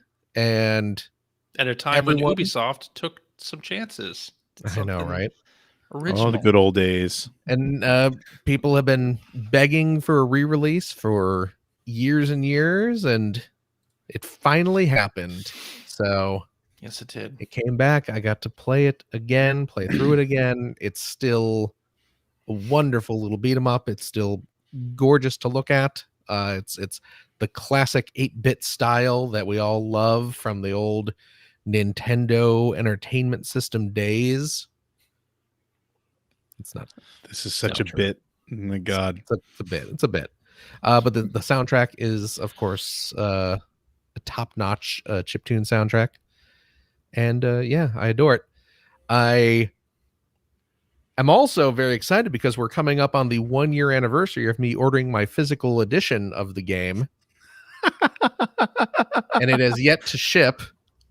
Wow. Or in fact, I think even arrive, because a limited run, of course, put it out. And because I love this game so much, I sprung for the big, stupid edition. Oh, right. Where it's like a big box with like a fold out stage and all this crap. I And all remember this you like ordering extra that. garbage. And yeah, I ordered the big old fancy edition. And they've just been, I mean, obviously, No, Phil, it's the supply chain. I mean, come on. there's the supply chain It is issue. the I get supply it. chain. I get it. The coronavirus has messed up everything. But But I want my fold out stage, damn it. I just want my physical copy of the game. Well, you know what kills me too is that the way limited run works is, you can order 20 different items in the same order, and if one item is delayed for, let's say, an entire year, nothing else ships until everything shows up. So Oh, I it's like, didn't know that. Oh, no. oh yeah, no, because I Wow. I never order more than one thing from them at a time, I guess. But because I ordered the big stupid edition for Switch, and then I ordered the PS4 version, just the kind of plain, just a disc only version of that. And they've had the disc only versions for probably months now, Mhm. but Yeah. they ain't gonna ship that to me until Mm. the big collector's edition shows up for Switch. So it's like, well, I think I have a couple other things in that order too, and it's like, get here I eventually. guess I'll get it one day. We'll find out. Yeah, But it'll be like Scholastic Book Day. Back, Oh man, those days were the best. back in the old times. yeah. Back in the olden times. Actually, Limited Run also doesn't have the best track record in letting me know when things have shipped. So every now and Could be again, on its way. I'll Could go be. out to the mailbox and there'll just be a package there, and it's like, oh, yeah, it's that game I ordered 9 months ago. I guess it's here now. So we'll see. But So, you know, on the flip side of that, Yeah. because I've been collecting those arcade, the retrocades, oh yeah, and they've been great at keeping us informed what's going on. oh Because yeah, I've got 2 or 3 of those that are sitting there, you know, sort of waiting to be sent out. And it feels like every few days, probably every couple weeks, you get an upgrade just to say, I mean, it's never, you know, oh, everything's on its way now because of the supply chain issue, but it's like, you know, here's what's happening and please be patient. It'll be, you know, it's going to be a little while longer. And right. but it's kind of nice to hear from them just so you know that, hey, it's, Yeah. you know, this is a Well, thing and we're still working on it. You know what? Because So. because those Replicade games, they're made by a company called New Wave Toys. Yeah, and they did a Kickstarter a while ago, for a little miniature boombox. Yep. Do you remember that? Yeah, Yeah, which I remember that. backed. I backed that Kickstarter. Sorry, go ahead. Oh yeah, well, similar to what you were saying, they have been, because there's been again supply chain issues with that, and I think they even had a couple instances where, you know, stuff wasn't working the way they wanted to, or it's like, oh, we figured out we can add this extra feature at really no extra cost, so we're going to do that, and they've been very good with updates about it and kind of just letting us know, and indeed offering opportunities pretty much at every step to be like, if this is taking too long, we get it. If you want to cancel, here, click here for a full refund, you know, stuff like that. So they've been I've been very happy. Cool. Yeah. But what were you going to say? Well, I was just going to say that boombox, the model that I don't know if it's a specific model, but the model that they seem to have based it on. It's exact. It's very much based on a actual kind of vintage. Well, I have it. I have it down in my basement. Oh, you have that? You have the real one? Exact. It looks exactly like the one that they did. So that's great. Yeah, it's what I used to listen to CNC Music Factory on when I was working on my go-kart. I was a teenager. Anyway, I got it just to put it in my little display case with the arcade games and my Bill and Ted dolls. Nice, because they're all the same scale. So yeah, no, I'm still waiting for my 1943, my Q*bert, and Missile Command, and another coin. Oh yeah, that's right. Change machine, which is on its way. So, man, you should just spring and get that Centipede game. That's so expensive. What's it probably going isn't for? going to get $500. Oh, is it? God, it's going easily for like 500 US when they pop up, and they don't pop up very often anymore. Okay, it's maybe too you much. shouldn't spring for that. If I could find one for like 2, well, that's what I thought. I kind of do assumed they were going for like 2, Yeah. and I was like, if I found somebody who'd be willing to sell it for like 2, I'd buy it in a heartbeat. But maybe it go a ain't little gonna get higher any than that. cheaper. But well, that's just the thing, and we're talking 500 US, and you know, Canadian dollar ain't that strong. So, anyway, so I still haven't answered as far as game that I first played in 2021 that I really enjoyed is the Final Fantasy VII remake, which I almost put as my biggest surprise because I was ready not to like that game. I mean, I have nostalgia for Final Fantasy VII. It's not, it doesn't rank as one of my favorite Final Fantasy games. But you know, I know that it's an important game. It's a game a lot of people loved, and I did enjoy it when it came out. I played through it, and I did like it a lot. I didn't like it as much as like Final Fantasy 6 or 4 or even the original one on the NES, but that is totally nostalgia speaking because that was the first RPG that I ever really played through. So yeah, I didn't even give it a chance. I didn't play it, and it was basically when it became available through PlayStation Plus. Was one of the free games that CJ's best friend Mike's best friend Jim said like, you got to give it a shot. Like I think you'll be surprised. And I could not put it down. I really liked that game a lot.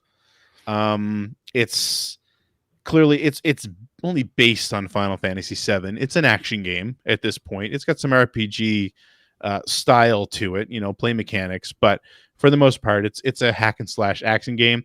I just honestly put it on the easiest setting and just played through it, and it's stupid and melodramatic and way over the top in the way that these Square games are now, and I just loved it. I couldn't put it down. I really, and it was, I think maybe the big thing was, and I think this was a little bit disappointing for people when they first played it, where it literally only takes place in the first city of the game. Yeah. Midgar, thank you. And like that was obviously the part of the game everyone knows from back then, because all the advertising was all about Midgar. And there were so many people who bought that game back on the PlayStation in the late 90s that probably only ever played that part of the game before they realized they don't like RPGs and got rid of it. But like, it was by far my favorite part of that game back then.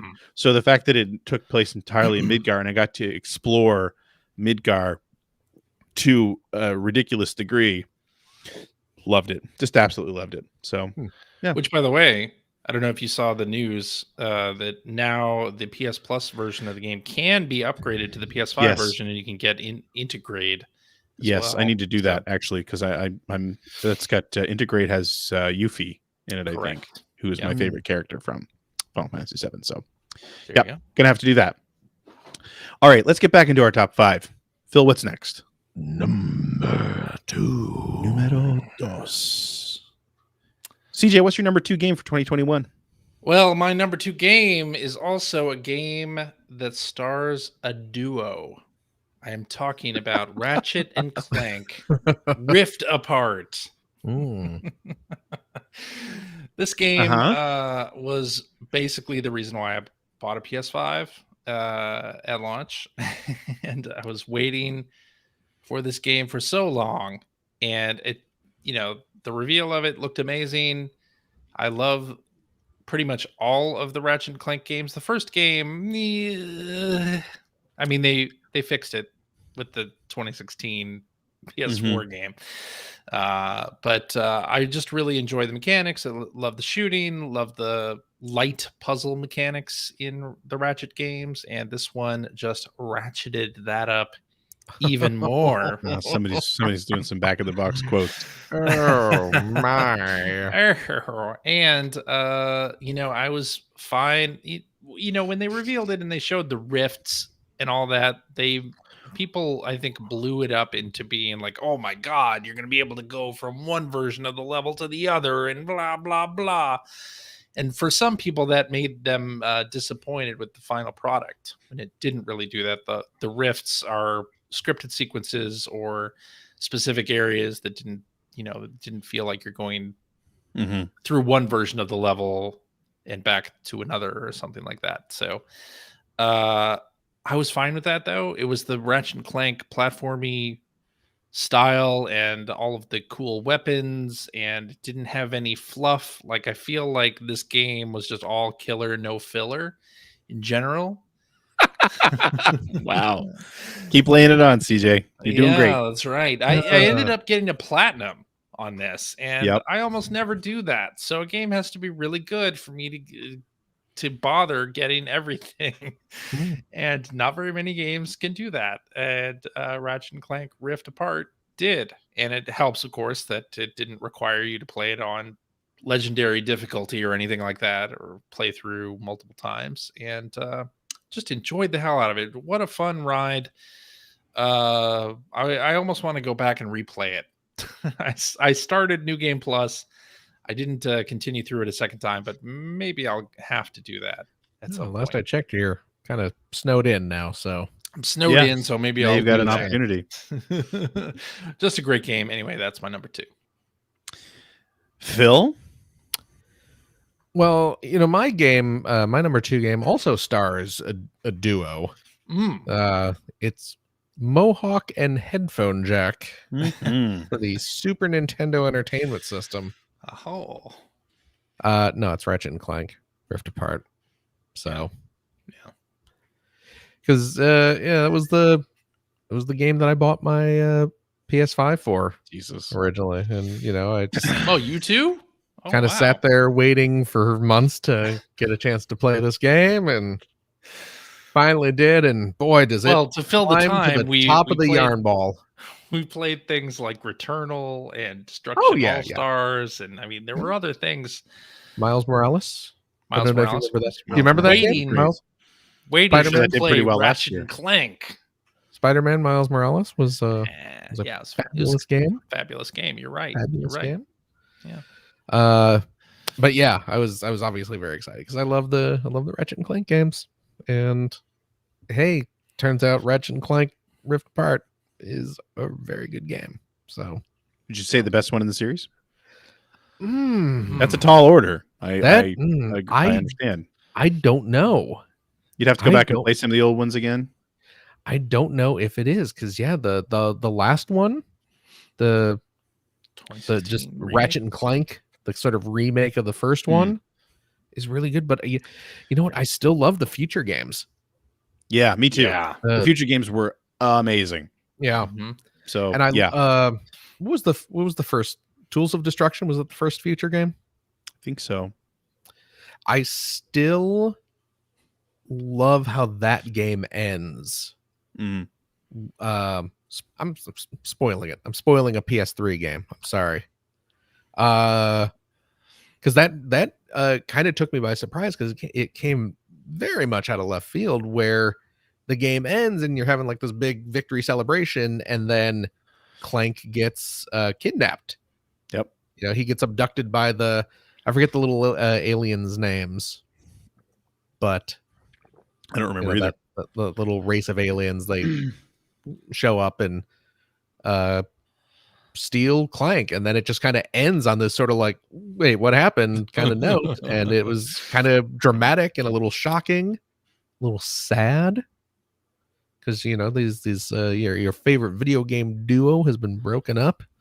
And that was a great moment that made a fantastic game just that little bit extra better at the end. So A little bit extra gooder. yeah, I don't know if this is the best Ratchet and Clank game because No, and that was the answer I expected because, like CJ mentioned, and by the way, my number 2 is Ratchet and Clank Rift Apart. there you go. There it is. And CJ mentioned it. CJ mentioned it earlier, where he kind of cringed at the first game, because I think the first game, when you go back and play it now, especially, it doesn't necessarily hold up. And Right. and Deadlocked, I think, was another one that was kind of like, Deadlocked was a misstep. but. Yeah. And that All for One, I think, was the other one that was All for One is also a misstep. Yeah. Is that so? is There was the one that also a was kinda tower tower defense game. No, Which All for One which is one not was the the tower defense game. Which one was the tower defense one? I don't know. I don't remember. Yeah. But it came out on Vita. My point being that since the PS3, that series has been on fire. Oh, absolutely. Like it's been Absolutely, a fantastic series. PS3, PS4, PS5. So same with me was the PS5 one. I mean, I'm not necessarily sure that that's the reason I wanted a PS5. It was one of the reasons I wanted a PS5 for sure. Yeah. But it felt like when I played it, it was like, this is a PS5 game. Like this is not something I could play on a PS4. So it was just I mean, it was just it's almost perfect. Mm-hmm. Everything about it was fantastic.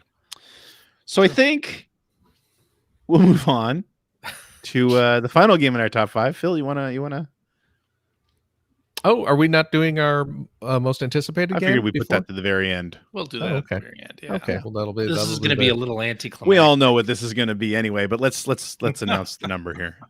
Number Guardians of the Galaxy. Numero uno.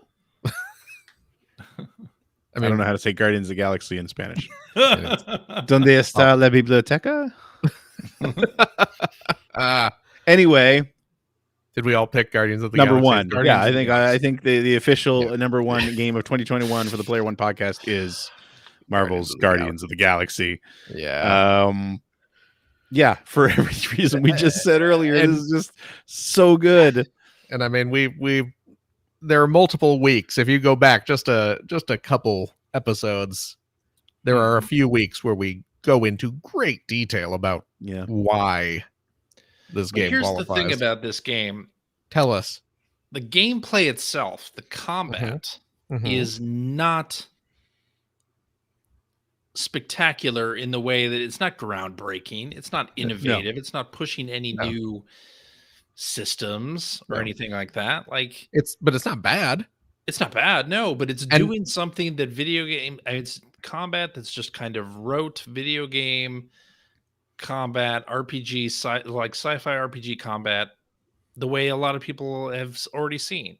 But the fact that the narrative around it and also the characters are so well written that it elevates the whole package, right? Yep. Like if you played this game with a crap story instead of a really good one, like the combat would drag it down. But I don't think that's what happened here, and it's all because of the surrounding material, in my opinion. I think. Sorry, go ahead. Okay.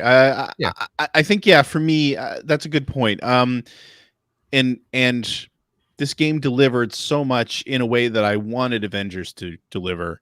And Avengers, due to I think its very nature, couldn't because of the whole online thing. Right. Yeah. Because one of the most disappointing things for me with Avengers was that, the MCU proved that, let's be honest, characters that I thought were going to be extremely boring were really interesting. They could be really interesting. Like, I'm talking about like Iron Man, Thor, Captain America, like all those characters are just like, they feel, people tend to forget that before the MCU, like, those were B and C tier characters. They were B and C tier characters. Exactly. Nobody read an Iron Man comic before that movie. Right. So the expectation was so high for Avengers for me that it was just a disaster. And again, I had projected all of that onto Guardians because the Guardians characters are interesting right from the start. You know what I mean? It didn't necessarily take great writing to make them interesting characters. That's that whole motley crew of characters is what makes them interesting. And the game so much exceeded my expectations, even if they hadn't been low, even if they were the same with even if I went into them thinking like, I hope this is at least as good as the MCU films that feature the Guardians. And it's so much better from a writing standpoint. The characterization in this is so much better than it was in the movies. And I wasn't expecting that at all. Even if it had been just what we got in the movies, I probably would have been happy. But man, they did an amazing job in this game with those characters. Like, they did them such justice. Well, and we've talked about this, but it is the fact that this it's what, a 15-hour game? Yeah. Something like that? Probably about, between 15 and 20. Yeah. And the fact that it remains so narratively strong right through for 15 straight hours. Yeah. And it's not like there are bits where it's like, oh, here's a really good cinema scene, and then here's 2 hours of gameplay, and then here's another really good cinema scene that furthers the plot. It's that 2 hour stretch is constant banter and chatting and plot points and new things popping up all the time. They sustained essentially a 15-hour movie. Yeah, they really did. And I think that constant dialogue. I think that's a really good point where you can take sort of a moment of discord between two characters, and you don't have to sort of have it run its course within the time limit of a film. Right. You know what I mean? Like, if Rocket's pissed off at Peter for something he said, you can let that smolder and really let it work through itself in a what feels like a much more natural way. And again, the way the writing was, I mean, they made those characters a family in such a wonderful way. I mean, Oh yeah. when we talked about this weeks ago, I mentioned that one scene in particular, and obviously will probably be some spoilers in this discussion, but that one scene in particular where Peter loses his temper with them all. Yeah. And it just felt like such a actual family moment. Oh yeah. You know, and again, written beautifully, acted perfectly. Just the delivery was everything about it was fantastic. And and I think for me, also the biggest thing is because like you had said earlier, CJ, where, and we've said it, all of us have said this tonight, where the expectations were so low for this game. Yeah. That I know for me personally, a lot of my friends didn't play it. Right. Yeah. Right? They didn't even consider it. And to a person, anyone that I've recommended it to who's gone out and played it has come back and said, this is amazing. Yeah. Like, this is so good. It so far exceeds my expectations. Yeah. And and this is one of the things that since we started talking about it, and we've mentioned this on the show before too, but quite a few people have reached out to us on Twitter and let us know that they decided to give the game a try based significantly on our discussions on the show, and they ended up loving it. And great. That is, I'm so delighted by that. The bitter pill Uh-oh. with loving this game so much is that it probably ain't going to get a sequel. Yeah. Like they did such a great job with this game that I'd love to see this continued. I'd love to see these characters again, voiced by these same people again. It probably ain't going to happen because I don't think the game sold, even though it probably sold fine. It probably didn't sell at full price fine. Yeah. Like a lot of people waited for it to be $30, $25, whatever. Right. Buying it. Even the people who we're saying, like the listeners who reached out and say, hey, this game is actually great, I don't think they paid full price for it. And I mean, in a year where the timing, I mean, the Game Awards is a great example. I mean, the timing sucks. A year where Forza Horizon 5 came out and Halo Infinite finally comes out, and Metroid Dread comes out. It's just like, oh my God, you have no chance to stand out at all. Right. Yeah, It Takes Two. So, it is too bad, and you're probably right. But at the same time, you know what? As much as that stings, if there is never a sequel, a direct sequel to this, I mean, at least if they somehow screwed up a sequel, it won't sort of retroactively make us bitter about this game. They can't screw up a sequel, so that's probably good. Yeah. Because they probably wouldn't be able to spend as much budget on the sequel as they did for the first game. Yeah, not if it didn't do well enough. Not if it didn't do well enough, right? So, I mean, the fact that this game is bringing you to new locales and no one stretch feels the same, right? Right. Like, it's a big budget game. Yeah. Yeah. So maybe not getting a sequel is actually the best thing that could happen to this. Trying to go for a silver lining there at the very least. Yeah. But actually, a couple of weeks ago, Square and Marvel put out a new trailer for Guardians of the Galaxy, and it's called "Do the Thing." And it does spoil a moment late in the game. It's the moment that everybody takes a screenshot of. Oh, did they? Yeah. That is the thumbnail for the video. However, if you and it does, the trailer itself does have spoilers, I would say, but if you weren't convinced by any of the marketing thus far that this game is worth a shot, this is like the Hail Mary pass. Like, this shows you like everything that is good about this game in one trailer. And so I'll link to that in the show notes. If you still haven't played this game, check out. Go play it. Just go play it. And just don't even have to check out the trailer, especially now because it has been discounted. Like, just go play the game. Yeah. Well, and I was gonna bring this up. CJ was building up the narrative somewhat at the expense of the actual gameplay, which I think you were a little harsh on the gameplay. It's not innovative. It's not like groundbreaking or anything. Yeah. But it's fun. Right. It's fun. At no It's point not- was I like, oh, this is a slog to get through. I'm Right. Well, sick there of the are actual bits game. towards the end there where it's a little bit. battles can It get long. starts to Yeah, feel I mean- like maybe this is becoming a slog. But See, I at didn't that have that feeling. thinking that thought is when that ended. Yeah.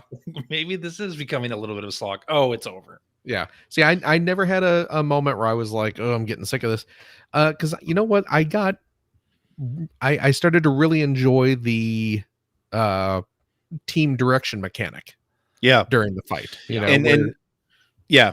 Sorry. yeah, where where you're sending each of your fellow guardians, assigning them tasks, assigning them attacks Yep. to distract or damage enemies while you run around doing other stuff. I actually started really getting into that just because it is very kind of frenetic, and there's not a moment where you're looking for something to do or like, oh, where's a enemy to attack. It's constantly just like, Rocket, go do this. Gamora, do this. Okay, now I'm going to rush over here and pull off this attack. So I had a lot of fun with it. When the game came out, I read a few reviews, which I don't normally do, but I think it was more because I was enjoying it so much. I was like, did I miss something? Like, what are people saying about this game? And I did read a few reviews where sort of, people were in a situation where they had to pick something they didn't like about it. When you do a review, you want to balance it out a little bit. It's like, here's what could be improved. And a couple of times I did read the whole, like, the battles, the battle system is good and directing your companions works, but the battles weren't long enough to really take advantage of it. And I really feel like those feelings are true at the beginning of the game, but really I felt the way it ramped up, because when you get to the end, the battles can be quite long, and you really get to use your different companions' abilities. Plus, of course, the huddle mechanic really breathes life into a battle. Like if it's starting to slog or it's starting to get a little bit too tough, you almost always have huddle built up at that point.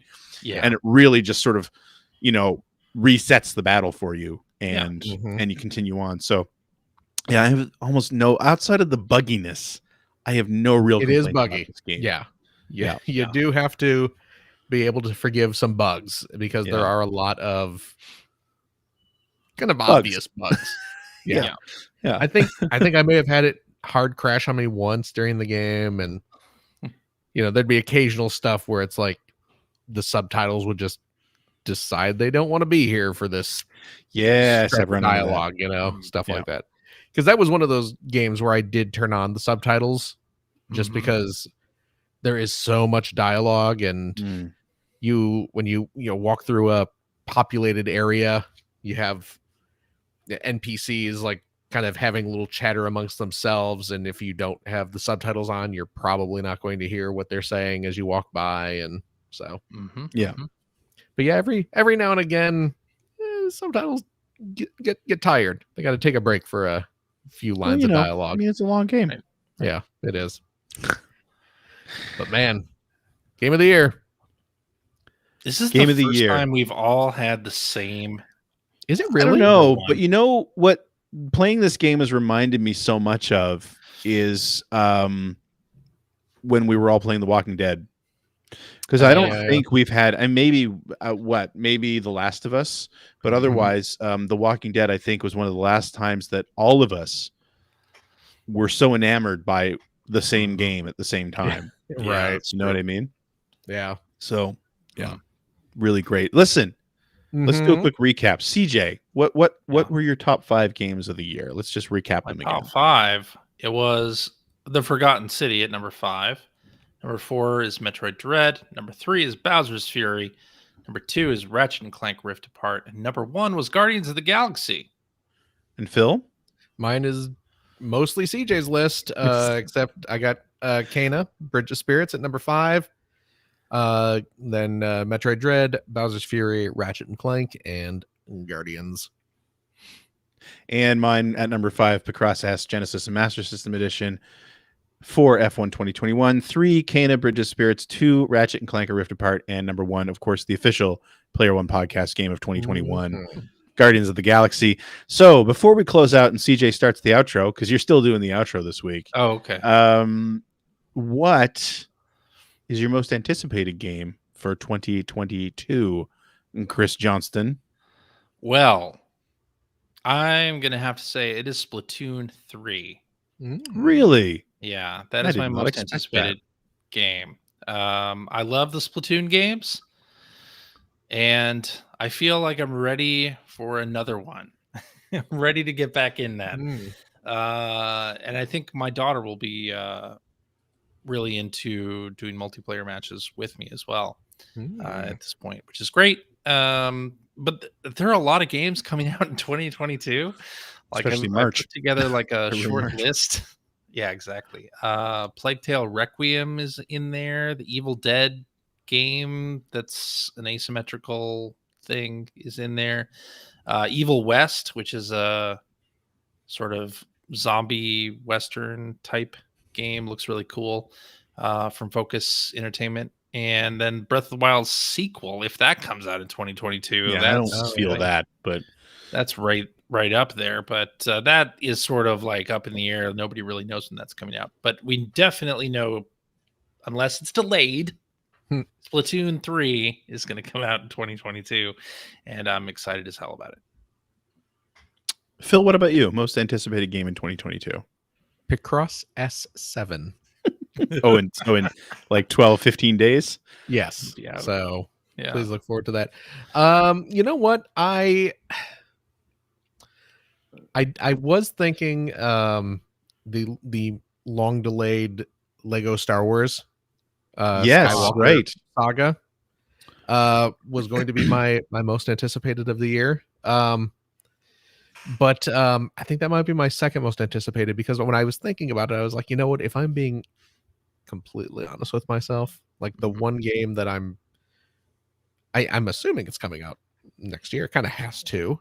But of the ones that are coming out, the one that I'm honestly kind of most looking forward to playing is the Teenage Mutant Ninja Turtles Shredder's Revenge. That does Yeah. look really good.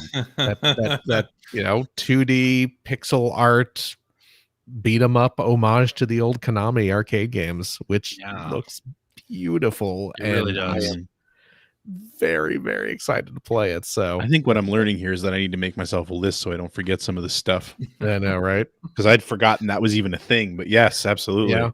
Yeah. It's currently on my Steam wish list. It's my number one game on on my Steam wish list right now, just waiting for the opportunity to pre-order it on any system. So We don't know a release date for that yet, do we? I don't believe we have anything official now, No. Okay. but I would imagine it's coming in 2022. Yeah. Yeah, I from mean- what they've shown, it feels like it should be. Yeah. Yeah. I remember the when they first announced it and showed that launch trailer, I was like, oh, were they going to shadow drop this? It felt like one of those kind of games where it's like, guess what we've been working on? Here it is. But sadly, it was not to be. What about you, So- Greg? Excuse me. For me, it has to be Gran Turismo 7. Ah, And for a lot of different reasons. The main one being is that what they've shown of Gran Turismo 7 looks absolutely gorgeous. Gran Turismo Sport is, I don't even know how many years old it is at this point, but it's old now.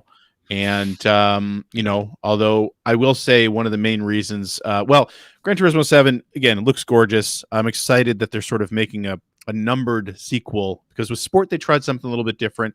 I don't know that it worked. It ended up working based on all of the support that they've given that game, which I don't think Polyphony and Sony get enough credit for. And I've said that for years with all of the Gran Turismo games. Ever since sort of we've been online with these games, they've given each one of those games a lot of support with extra content. And they've done the same with Gran Turismo Sport. But and the other thing I think I'm really excited about too is that they're bringing back a lot of the classic Gran Turismo tracks, the ones that were actually built for the games. They aren't real world tracks, which I never really thought I'd say, because the whole sort of goal of those games from the late 90s, when games like this really started hitting, was, boy, wouldn't it be great if we had all these real world tracks? And it is great. And there are a lot of sims out there, Gran Turismo being just one of them, that has wonderful representation of classic racetracks from around the world. But now I'm super excited for like the High Speed Ring and Deep Forest and all of these tracks that were created from scratch for these games. They all seem to be making a comeback in Gran Turismo 7, which I'm really happy about. But of course, my biggest reason I think that I'm so excited about Gran Turismo 7 is because of, again, during these COVID times, I talked about this in this episode last year, I believe as well, where I rediscovered Gran Turismo Sport, and largely due to a group of players that I race with weekly now. We've been running leagues in Gran Turismo Sport. Initially, one of our listeners, Goki, has been running a Gran Turismo league for Player One Podcast for a couple of years now. And it's honestly some of the most fun I've ever had over the last couple of years, but just in gaming in general. And the crew is fantastic. We have so much fun playing. We have so much fun with all these races every couple of weeks. And I think all of us are super excited to make the leap to Gran Turismo 7 and sort of continue on with that league. So want to thank all you guys, actually, if you're listening, for being part of that too. Again, thank you, Goki, for organizing and running it. And that's why that's what makes Gran Turismo 7 my most anticipated game for next year, because I just can't wait for us all to dive into that game together, sort of collectively being super excited about it and sort of discover it and get some races going and continue having as much fun as we've been having. So for me, it's Gran Turismo. Nice. Cool. I think that's it, CJ. That's I it. think that's a show, as you would say. Game of the Year extravaganza complete. And what a shocker it was. Well, I mean, CJ and Phil just copied each other's homework, but well, I mean, I changed it a little so it didn't seem too obvious. Well, yeah, it didn't seem obvious at the start. If people only listen to the first half hour, no one will know. No one will know. But I think it's safe to say, if you're only going to play any two games that came out in 2021, it's got to be Ratchet and Guardians, huh? Yeah, absolutely. We can all agree. Yep. So Guardians and Clank. Yep. Alrighty, and that is our show for this week. Thank you very much for listening. If you have a question for us or would like to comment on something you heard, maybe you disagree. How could that be possible? Yeah, that seems wrong. Yeah, that seems wrong. Nobody's going to disagree with our top fives. No. You can direct that to @P1 Podcast on the Twitters, or you can go to our internet website at player1podcast.com. There you'll find our contact information. You'll find blog entries about Sega CD stuff from Mr. Greg Seward when he gets the time to write one. Yeah, Christmas definitely wasn't the time. Yeah. You'll also find Generation 16 episodes. Same as above. Whoa, there we go. And you'll find show notes and links to the things that we talked about. Actually, I'm not gonna spoil anything that we talked about. So really, it'll probably just be that Guardians trailer that I said I was gonna put in the show notes. The only thing in there. I mean, people are gonna know that's on our list anyway. Yeah, anyone who's been listening this year is gonna know that. Exactly. Yeah. I don't want to spoil the results in the show notes. Exactly. That would be wrong. Mm-hmm. So don't go to the show notes if you want to see links of all the games that we talked about. But you will find a link to our Discord server there, and you can join that server and talk about video games and all sorts of stuff with us and our other listeners. If you would like to subscribe to the Player One Podcast, you can do so by visiting player1podcast.com or by loading up your favorite podcast listen app. We're also on Stitcher Radio. We're on Spotify. You can like us on Facebook. You know what, Phil? What? Now on Spotify, you can rate podcasts. So give us a 5-star rating on Spotify. There. You can only Why not? Rate podcasts with 5 stars, though, it turns out. It turns out, yeah, that's the only thing it'll take. Don't try doing anything lower, because I heard that can format your hard drive. And you don't want to do that. Yeah, that's right. See, we just go. Yeah, this is great. I love it. This is this is a great plan. I'm excited to be a part of it. There you go. Rate us 5 stars on Spotify, folks. Yeah, please. Does that do anything for us? Probably. We don't get paid for that, right? Could get noticed. Well, we get noticed. More patrons. Could lead to more patrons. You never know. Could be. That's true. Tell your friends to go rate us 5 stars on Spotify. That's right. I'm going to do it right now. Well, don't do it right now. I got to finish the Oh, okay. Outro. We got You know what another you do? 20 You minutes go of to show an- left. You go to an Apple store, you load up the Spotify app on every one of the devices that they've got around the little table, and rate us 5-star on all of those. Perfect. Yeah. We don't care. Nah. It's all good to us. You can watch video archives of our show on the youtubes.com/P1 podcast, or you can watch us live most weeks, not this week, of course, because that's our big end of year celebration. Lando But Lake most celebration. Yeah. You can watch us live on the YouTubes or on the Twitters or Facebooks or Twitch.televisions. Follow our Twitter account, please. It is at P1 Podcast to find out when we are doing our next live show. Typically, it is Sunday nights at 5:30 Pacific time. Again, not this week, but most weeks it is.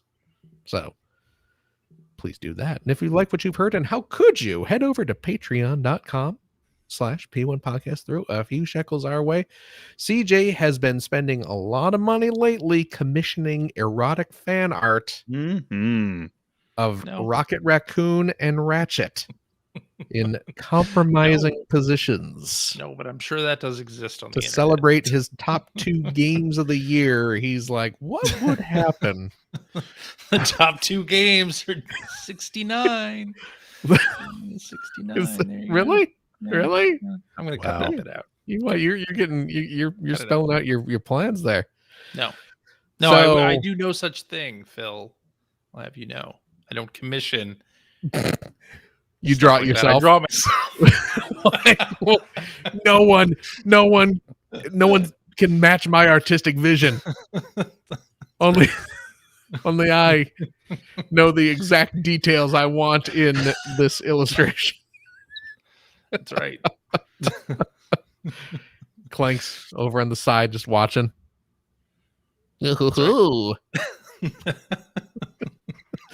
Well played. Ratchet, I can't do a Clank voice. Ooh. Wow. It's gonna come out like Whoa. yeah. My God. Oh boy. Anyway, you know what though? Your Patreon funds do, of course, help support our show. Keeps us running, keeps us live streaming every week, and all that good stuff. And you know what, friends? If you are a Patreon supporter of the $5 tier, Cheap. you gain access to a special bonus episode that we record right after this, where we play games, crack wise, doing all the stuff we can't do on the regular show. CJ, do we have a game for this week? A game? Yes, we Yeah. do, Phil.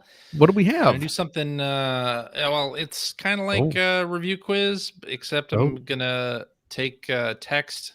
It's basically system reviews from Okay. the 1993 Buyer's Guide. that Oh, EGM did. jeez. So the review Oh. crew gave scores to all the systems. Of course, in Right. 1993 there was a ton lot. of video games. Right. So it's going to be interesting to see if you'll be able to guess which system is being described by the 1993 era Oh. review. Oh, of it. interesting. Okay. Yes. This And should we can be do as many interesting. rounds as we figure we should, because of course they reviewed 4 people reviewed every piece of hardware that was available on the market my at that goodness. time, which is a lot. So Good times. This was 93. yeah, they said? reviewed 12 platforms in total. 4 so people. this was who was on the review crew? It had to be Ed, Yeah. Sushi X, certainly. Mm-hmm. Was it Martin Martin, yeah. and what, Danyan maybe? Or I don't know. I think it might actually be Steve still. oh, okay. Yeah. Steve Harris, of course, Harris. EGM founder. That's right. So okay. So yeah, 1993 Buyer's Guide hardware reviews. Oh, this should be Not Interesting. Jeopardy, just a game. Yeah. right. Well, I'm looking forward to it. You know what? I'll show up. Too. I'll show up for this All one. right, good. Good. Still showing up. Yeah. And tell you what, if you have a couple bucks left over, head over to patreon.com/generation16 to help support Greg Stewart's outstanding, and it is outstanding, web series about North America's favorite runner-up, the Ratchet and Clank Rift Apart to the Super Nintendo's Marvel's Guardians of the Galaxy. the Sega Genesis. Depending on the year you're talking about. Yes. Thank you, Phil. And your money goes to help support the show and let me buy stupid things like this. Oh, Which, okay, so- if you're so not what- watching the video, this is an XE1AP analog controller for the Mega And this Drive. is worth loading up the video and looking so at. look at this monstrosity. Yeah, it's This looks like ginormous. the original US model Saturn controller. It looks got like a even Roomba. stupider Looks like a looking. Roomba. Looks like It's the top bigger. of a Roomba. Yeah. But yeah, so the And about that Genesis, size, too. the I should say Yeah. the Mega Drive was one of, if not the first console that had analog games that featured analog control. If you had one of these, How many games have it? about 7 or 8 total. Wait, is that Not a is lot. that a vintage thing? Yeah, This is came out I've in that's an never old- seen that 1990? thing. Never seen that no thing one's ever. seen them. no. And there's Yeah. this is okay. So this I was is a playing Genesis Ayrton controller. Senna's Super Monaco, a GP2 with analog steering and throttle control wild. Now yesterday. let me hold that back up to the camera here. So just to describe it for those not Now it's Greg's head. video, not looking at this on video. This is a giant circular Here, just controller. give you a little bit of so there's a Oh, it- okay. it's it's about bigger twice than the the Duke. height of a DualSense. It's probably bigger than Yeah. a Duke, I think. Maybe a Bigger little than a Duke. It's got 2 analog sticks on it. Yeah, and there's they're this one they're- is sort of a standard analog stick. This one is a slider, which Okay, it by just the way, goes you up can and down. also Huh. you can also Twist. adjust. Whoa. where that whoa, goes. Whoa. Oh, so you can have it go left and right. Okay, it just Yep. so it just goes, yeah. And then I'm seeing on the face 6, 7, 8, 9, 10 buttons on the face. Yep. And then on the sides, there are 2 buttons on either 2 side. shoulder buttons on each side. I think this was the first console controller to have shoulder buttons. It beat the Super Okay. Famicom by like a year. Is there anything on the back? Wow. Any There buttons is on the a back? toggle switch on the back. I'll be honest, I don't know what it does. There's a small toggle There's a switch. toggle switch on the back. Back there. Okay. Interesting. Okay. So we have 10, 11. So wait, 6, 7, 8, 9, 10, 11, 12, 14 buttons on this Genesis controller of yours? That's Yes. crazy. And I'm What- guessing these screws back here are actually to adjust things because they all have labels on them. You can't Hmm. see them, but Really? yeah. But That is to be fair, wild. okay, so just to point this out, Uh-huh. like these shoulder buttons here are duplicates of the buttons on the Oh, top of okay. the face. Okay. So like okay. you know, like that is the B and C button or A and B button. These are also the A and B button. Interesting. Okay. So where's So- your C button at then?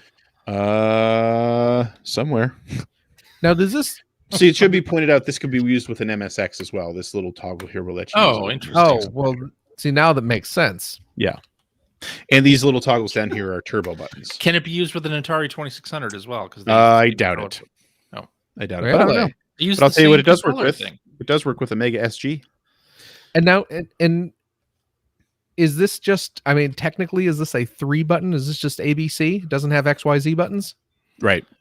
It came Okay, out so you're- before that existed. Okay, that's what It came I out like figured. 1990 or 1989.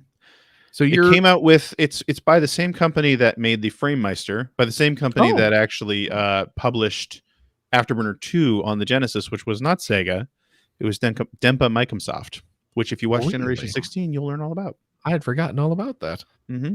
I'll have to rewatch that And episode. that is the first game that supports that controller on the Genesis. I think it's fantastic that your Genesis controller with 14 buttons does not function as a 6 button. Yep. That's funny. Maybe it Didn't- does. I don't know. Didn't have enough buttons. But that's the sort of thing that I use the funds to buy. That's great. You know, something that I'll probably do a future episode on. I have mentioned it before on the show. And if you support the show to the tune of $5 per episode, Also cheap.